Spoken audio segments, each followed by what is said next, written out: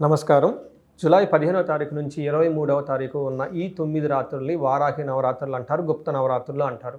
ఎవరికైతే నాయకత్వ లక్షణాల్లో లేదంటే మేనేజర్ల పొజిషన్‌లో ఉన్నారో, పొలిటికల్‌గా హై క్యాడర్‌లో ఉన్నారు, లేదంటే సీనియర్ మేనేజర్ పొజిషన్‌లో ఉన్నారు, నాయకత్వం కలిగిన బాధ్యతలో ఉన్నారో వీళ్ళందరికీ ఒక సద్వినియోగం చేసుకునే ఒక గొప్ప అవకాశం.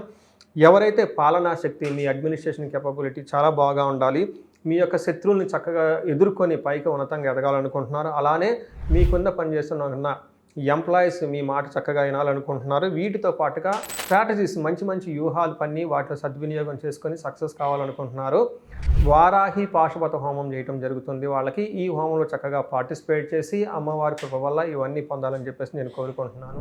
ఇవి ఓన్లీ 2 స్లాట్స్ మాత్రమే ఉంటాయి. 9 రోజుల్లో కూడా ఓన్లీ 18 మందికి మాత్రమే ఈ పూజ చేయడానికి అవకాశం ఉంటుంది. 1 to 1 మీ యొక్క ఇండివిడ్యువల్ సంకల్పం తీసుకొని మీకు గురించి మాత్రమే ప్రత్యేకంగా చేయడం జరుగుతుంది. దీన్ని సద్వినియోగం చేసుకోవాలని చెప్పేసి నేను కోరుకుంటున్నాను. నమస్తే.